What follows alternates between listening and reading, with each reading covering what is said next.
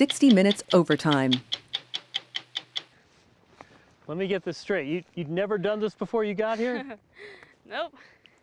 Our story this week is on Deep Springs College in Eastern California. This is a nice way to spend an afternoon when you get out of class. Clears the mind a little. I've spent a lot of time on college campuses. This is nothing like that.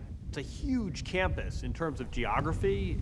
There was this real Emerald City aspect to Deep Springs. You're driving through these mountain passes, you have no cell reception, your GPS doesn't work, you wonder if you haven't made a wrong turn, and then you come around a bend and there is this plot of green, this oasis in this sort of mountain desert. If Deep Springs weren't isolated enough by sheer geography, on top of that, students vow not to leave campus. It's one of the critical rules. Does the isolation ever wear on you? I mean, sometimes I miss my family and friends, but I don't think the remote location particularly is a difficult part of Deep Springs. I think it's a pretty good part of Deep Springs. We spoke to Ziani Pais, a second-year student at the time. When you go back home, go back to East LA and you sort of reacclimate to not Deep Springs, what strikes you? I think it's a lot more stimulation. I get scared of menus now because there's too many choices. I'm so used to having that choice made for me. Now menus just stress me out and I have no idea whatever to do. You're all in this remote valley. Mm-hmm. Is this really a different place if people can every now and then go into town and get a burger? I think so.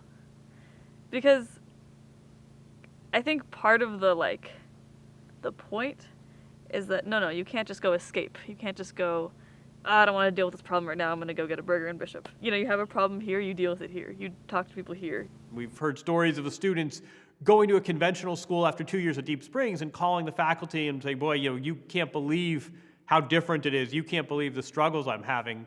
Have you thought about what this transition is going to be like? Yeah, I'm nervous. Sam Clark was a second-year student when we met him. I think it'll be difficult for me to ground myself in a way that I think it's sort of easy to do so at Deep Springs. What do you suspect you'll take away from this voyage? I think Deep Springs is good at making the tension between the individual and the community present in the everyday lives of all of its graduates. And I think I've been able to see that in my own life and in the way that I relate to the community. This place is absolutely one of a kind. To what extent are you worried that when these kids go off to Harvard and Yale, they're in for a rude awakening just because it's so different? I think they worry they're not going to be heard in the same way they're heard here. That's Sue Darlington, president of Deep Springs College. On the other hand, you look at our alums. The majority of them do adapt. That's what they're learning here, is how to problem solve and how to adapt. And I trust that they can take those lessons out. Come on.